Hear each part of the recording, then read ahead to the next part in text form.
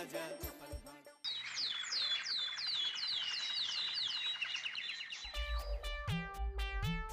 কি হলো, সবাই আজ এত চুপচাপ কেন? চুপ না থেকে আর কি উপায় আছে বলুন মহারাজ? আরে কি হয়েছে সেটা বলবে তো। বললেই তো ঝগড়া।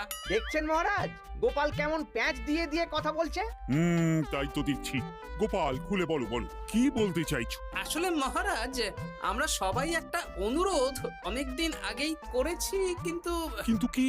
কিন্তু মন্ত্রী মশাইয়ের বিরোধের কথা শুনে আপনি আমাদের অনুরোধ রাখেননি। কোথায় কি পান্তা ভাতে ঘি, হ্যাঁ, আমাকে জড়িয়ে দিল। আর কি হয়েছে বলো, অত ভনিতা করো না। আমাদের বেতন বাড়াতে হবে মহারাজ। বাজারে জিনিসপত্রের যা আগুন দাম হয়েছে, তাই এই বেতনে আমাদের পোষাচ্ছে না। বুঝতে পারছি, কিন্তু সবাইকে এখন বেতন বাড়ালে মহারাজের রাজকোষে টান পড়বে, তাই না মহারাজ? হ্যাঁ, তা তো বটেই। আমার মতন একজন সৎ নিষ্ঠাবান উপদেষ্টাদায়ক মন্ত্রী থাকতে আমি এসব হতে দিতে পারবো না। মহারাজ, বিগত 3 বছর ধরে একই বেতনে কাজ করছি। নুন আনতে তো পান্তা ফুরিয়ে যাচ্ছে মহারাজ। বাড়িতে গিন্নিকে কোনো হাত খরচ দিতে পারি না বলে কত কথা শুনতে হয় জানেন মহারাজ। রাজসভায় ভাষণ না দিয়ে বাড়িতে গিন্নিকে শাসন করো। আমি আজকাল আমার গিন্নিকে যা শাসন করি না, আমার ওপরে ও টু শব্দটাও করতে পারে না। তাহলে কি দাঁড়ালো? তোমাদের বেতন এখন বাড়ানো হচ্ছে না।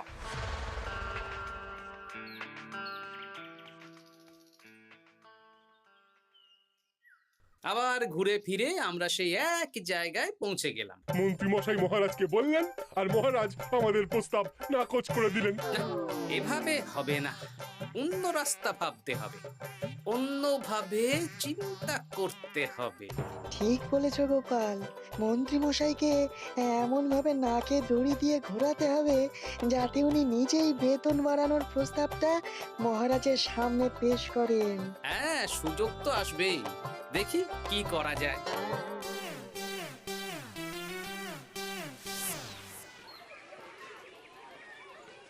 সারাদিন তোদের খেলাধুলো চলছে। আরে, পড়াশোনা ভুলে গেছিস নাকি? হ্যাঁ, বেশি পড়াশোনা করে কি হবে দাদু? বুদ্ধিমান হবি, পরে ভালো চাকরি করবি, ব্যবসা করবি, আনন্দে খুশিতে দিন কাটাবি। এখন তো আমরা আনন্দেই আছি দাদু। চুপ! শোন, আমরা একটা কাজ করে দিতে পারবি? কি কাজ বলো দাদু? তোরা ফাঁকতালে মন্ত্রী মশাইয়ের উপরে নজর রাখবি।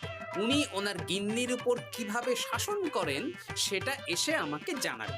আচ্ছা দাদু।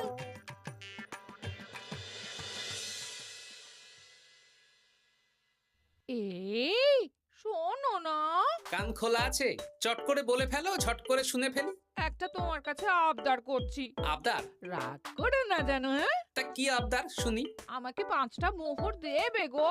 5 মোহর? সামান্য 5 মোহরই তো, দাও না গো। একটা জিনিস না আমার পছন্দ হয়েছে, কিনবো। আমার কাছে এখন 5 মোহর নেই, ট্যাগ খালি। একদম বাজে কথা বলবে না তো। আমি মোহর চাইলেই তোমার ট্যাগ খালি হয়ে যায় না। এই বিরক্ত করো না তো। তুমি জানো 5 মোহর রোজগার করার জন্য আমাকে কত খাটতে হয়, কত পরিশ্রম করতে হয়। কি পরিশ্রম করো শুনি?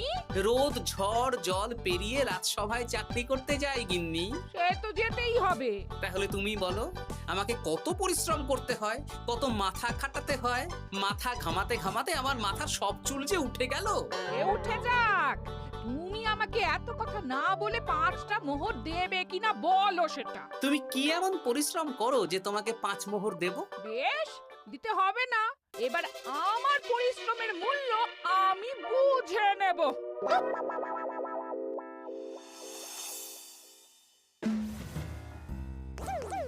এই এই শোনো না শোনো না, আজকে বেলার দিকে বাজারে গেছিলাম।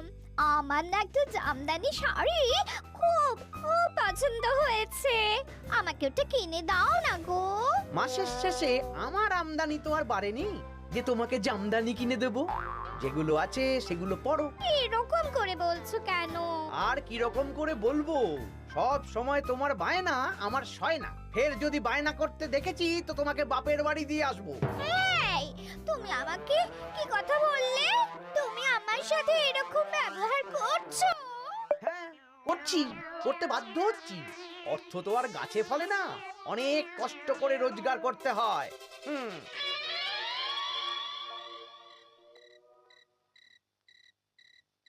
আহ, কি সুন্দর গন্ধ। গন্ধেই প্রাণটা ভরে গেল গিন্নি। আজকে রাতে কষা মাংস আর রুটি, প্রাণ পেট সব ভরবে। হ্যাঁ, খাবার আগে পরিশ্রমের মূল্য দিতে হবে, না হলে আমার বানানো খাবার স্পর্শ করবে না। পরিশ্রমের মূল্য সেটা আবার কি গিন্নি? এই 2 মোহর দিতে হবে। মানে এই যে হাত পুড়িয়ে রান্না করলাম সেটার মূল্য। আগুনের সামনে বসে বসে রুটি মাংস বানাতে বুঝি কষ্ট হয় না? কিছুই তো বুঝতে পারছি না। তুমি নিজেই তো সন্ধেবেলা আমাকে কত কথা বললে। এখন আমি যা যা পরিশ্রম করব, পরিশ্রমের মূল্য তোমার কাছ থেকে কড়াই গন্ডায় বুঝে নেব। বাপরে বাপ, তাহলে এখন এই রুটি মাংস খাওয়ার জন্য 2 মোহর দিতে হবে? হ্যাঁ, নইলে নিজে রান্না করে খাবে। উফ, কি জ্বালা। এই নাও 2 মোহর, এবার খাই। স্বচ্ছন্দে। এই না না না না, মশারির ভেতর ঢোকা যাবে না। আগে 1 মোহর দাও। আমি মশারি টাঙিয়েছি, বিছানা গুছিয়েছি, পরিশ্রমের মূল্য দাও। কি মুশকিল রে বাবা। মুশকিল কোথায়? যা ন্যায্য তাই চেয়েছি। বাড়তি কথা না বলে 1 মোহর দাও, না হলে খাটের নিচে শুয়ে পড়ো। উফ, এই নাও ধরো। খুশি? খুব খুশি, খুব।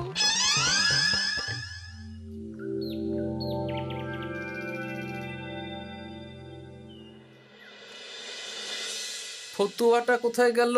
ফতুয়া। আরে ও গিন্নি, এই না তোমার ফতুয়া, আমি কেচে মার দিয়ে শুকিয়ে রেখেছি। এটা পরে রাজসভায় যাও। ও, এই তো চাই। আমারও চাই। তোমার আবার কি চাই? 2 মোহর, পরিশ্রমের মূল্য দিলে দাও, না হলে খালি গায়ে রাজসভায় যাও। হ্যাঁ, উফ, কি জ্বালা। জ্বালা কিসে? আমি তো আমার পরিশ্রমের মূল্য চাইছি। হ্যাঁ, এই নাও ধরো। এরকম খুচখাচ নাচে একবারে বলো তো কত মোহর লাগবে? তুমি তো আমার কাছের লোক, তাই প্রত্যেকদিন 3 মোহর করে দিও। হ্যাঁ, প্রত্যেক দিন? হ্যাঁ, প্রত্যেকদিন। আমার হাত খরচ গো। উফ, কি জ্বালা। ওই দেখ, দাদু কিরকম শুকনো আমসত্ত্বের মতো মুখ করে আসছে। কি হলো দাদু? দিদার সাথে ঝগড়া হয়েছে নাকি?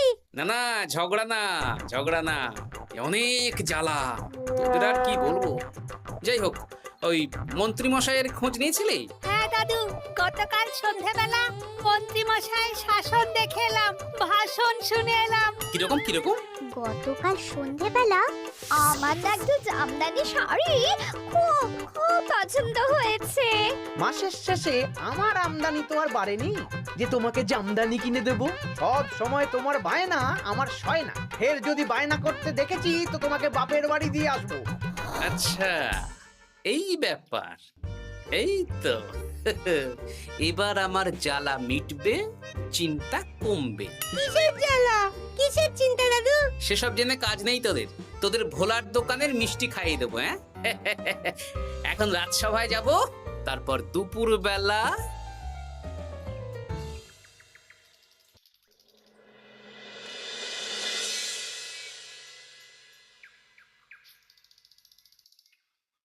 কেমন আছেন মা ঠাকুরুন? কেমন শব্দ থেকে মা বাদ দিয়ে জিজ্ঞেস করো। মো বাদ দেব মানে? জিজ্ঞেস করো কেন আছি। কি হয়েছে আপনার? তোমাদের মন্ত্রী মশাই আজকাল কেমন খেটখেটে হয়ে গেছেন। কিছু আবদার করলেই চিৎকার চেঁচামেচি করেন, আর একটাই ভয় দেখান, বাপের বাড়ি দিয়ে আসবো। আজকেই সমস্যার সমাধান হবে। সামনের মনোহারি দোকান থেকে একটা কাগজ কলম নিতে হবে, তারপর আসল কাজটা করতে হবে। তোমার সাথে কথা বলতে গিয়ে কত দেরি হয়ে গেল। ধুর, এখনো রান্না হয়নি। এই কে রে? আমি বৃক্ষ বাবা। কাগজটা খুলে পড়ো। বাবা, আমি জানি জানি তোর খুব কষ্ট। তোর স্বামী তোকে দিন রাত উঠতে বসতে শাসন করে আর হুমকি দেয় তোকে বাপের বাড়ি দিয়ে আসবে। এই কষ্টের থেকে মুক্তির একটাই উপায়, আজ থেকে তুই শুধু নিজের জন্য রান্না করবি, বাড়ির কোনো কাজ করবি না। আর তোর কর্তাকে বলবি বাড়ির কাজ করাতে হলে প্রত্যেক দিন 10 মোহর করে হাত খরচ দিতে হবে। পরিশ্রমের মূল্য 10 মোহর, এর মধ্যে 7 মোহর তুই নিজের কাছে রাখবি, আর এই সৎ উপদেশ দেওয়ার জন্য 3 মোহর রোজ সন্ধ্যাবেলা এই বট গাছের নিচে আমার প্রণামী হিসেবে রেখে যাবি। ইতি তোর শুভাকাঙ্ক্ষী বৃক্ষ বাবা। বাহ, বেশ ভালো বুদ্ধি তো। তা আপনি একবার দেখা দিন না বৃক্ষ বাবা। বাবা বটগাছে কোরা, কি অলৌকিক কাণ্ড! জয় বাবা, জয় বাবা।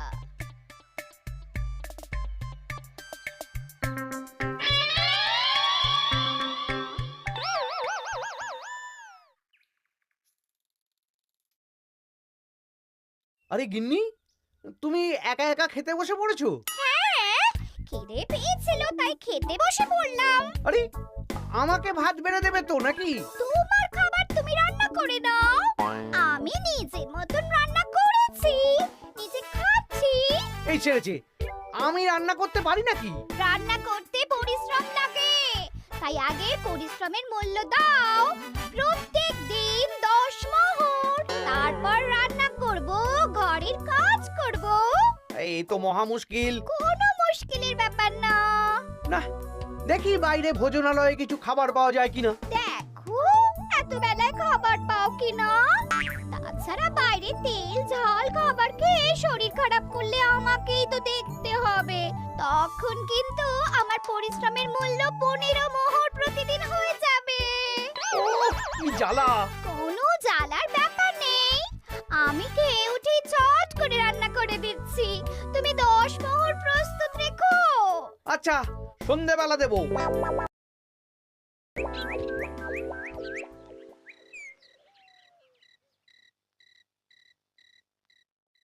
এই নাও সন্ধেবেলার তেলে ভাজা মুড়ি।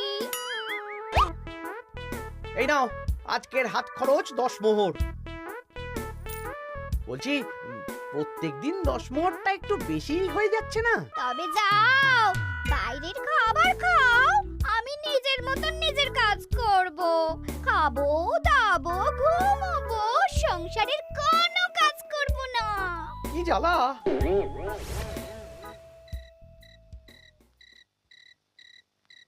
ধন্যবাদ বৃক্ষ বাবা, আপনার দেওয়া বুদ্ধিতে কাজ হয়েছে।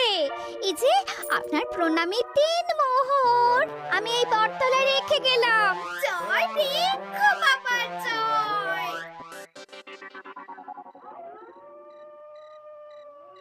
কি মা ঠাকুরুন, ভালো আছেন তো? হ্যাঁ হ্যাঁ গোপাল দাদা, ভালো আছি। তুমি কেমন আছো? আমিও ভালো আছি।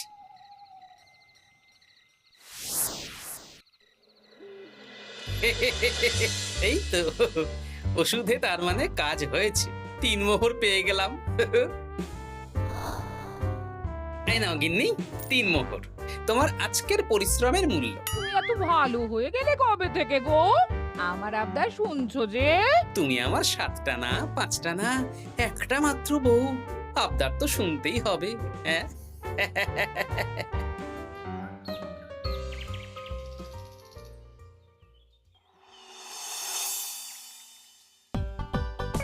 এই নাও, তোমার জন্য ফুলকো ফুলকো লুচি আর আলুর তরকারি বানিয়েছি।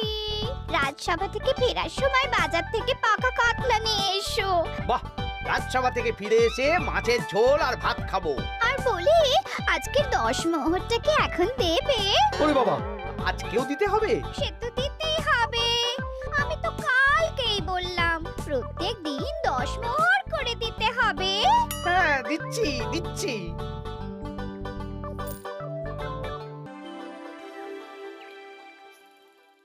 মন্ত্রীমশাই কেমন আছেন? আপনার মুখটা কেমন শুকনো শুকনো লাগছে। শুকনো তো হবেই। প্রত্যেক দিন গিন্নিকে হাত খরচ বাবদ 10 মোহর করে দিচ্ছি। 500 মোহর বেতন পাই। এইভাবে চলতে থাকলে 300 মোহর তো গিন্নিকেই দিতে হবে। সে তো দিতেই হবে, মা ঠাকুরুন এত পরিশ্রম করেন। আমিও আমার গিন্নিকে রোজ 3 মোহর করে হাত খরচ দিই, কিন্তু আমার মনটা বেশ ফুরফুরেই আছে। বাবা, আমার কষ্ট দেখে তোমার আনন্দ হচ্ছে নাকি? না না, কি যে বলেন। একটু দেরি হয়ে গেল। যাই হোক, আলোচনা শুরু করা যাক। এর একটা বিহিত করতেই হবে।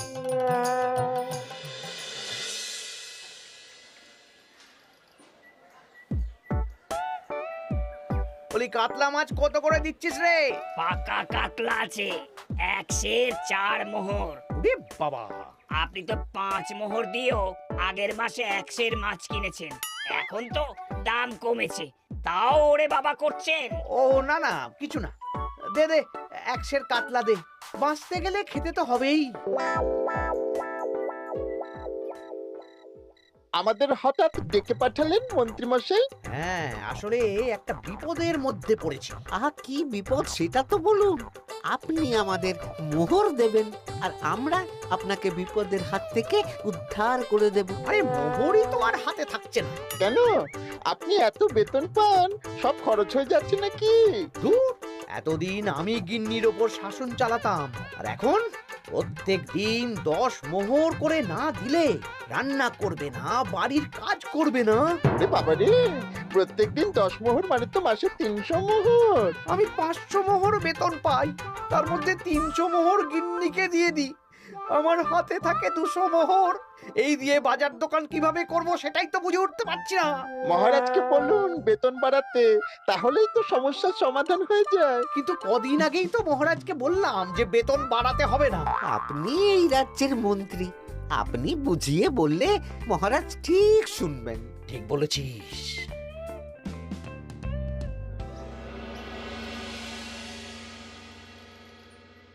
বুঝলে সবাই, আজ আমি মহারাজের কাছে আমাদের সবার বেতন বাড়ানোর প্রসঙ্গ তুলব। কেন? এই তো আপনি কদিন আগে বললেন বেতন বাড়ানো যাবে না। আরে বাবা, বেতন না বাড়ালে এরপর আমাকে পথে বসতে হবে, বুঝতে পারছো না? বেশ, এতদিনে আপনার সুমতি হলো তাহলে। আর মহারাজ যদি রাজি না হন? তাহলে আমরা সবাই একসাথে আন্দোলন করব। মন্ত্রী মশাই আমাদের পাশে থাকলেই হবে। হ্যাঁ, থাকবো থাকবো। মহারাজ, আমার একটা আর্জি ছিল। কি আর্জি বলো মন্ত্রী? আমি অনেক ভেবে দেখলাম, কয়েকদিন আগে সভাসদেরা ঠিক কথাই বলেছিল। কি ঠিক কথা? মানে বাজারে জিনিসপত্রের দাম বেড়ে দ্বিগুণ হয়েছে, কিন্তু আমাদের বেতন একই রয়েছে। হ্যাঁ, মানছি, কিন্তু হঠাৎ করে আমি বেতন বাড়াতে পারবো না। তুমি নিজেই বলেছো রাজকোষে টান পড়বে, এখন তুমি নিজেই আবার অন্য কথা বলছো। বলতে বাধ্য হচ্ছি মহারাজ, সংসারের খরচ সামলাতে গিয়ে মাথা খারাপ হয়ে যাচ্ছে। আমাদের বেতন বাড়াতে হবে। বাড়াতে হবে, বাড়াতে হবে। হ্যাঁ মহারাজ, এভাবে চলতে পারে না। রাজ্যের রোজগার বাড়ছে, কিন্তু আমাদের বাড়বে না। তাহলে এই রাজসভায় চাকরি করে কি লাভ মহারাজ? মহারাজ, গোপাল মন্ত্রী মশাই ঠিকই বলেছে। মহারাজ, বেতন বাড়িয়ে দিন, নইলে আর পারা যাচ্ছে না। বেশ বেশ, তোমরা এত করে বলছো যখন, তোমাদের সবার বেতন বাড়ানো হবে। আগামী মাসে যা বেতন পাবে তোমরা, তা বর্ধিত হারেই পাবে। কি সবাই খুশি তো? খুব খুশি।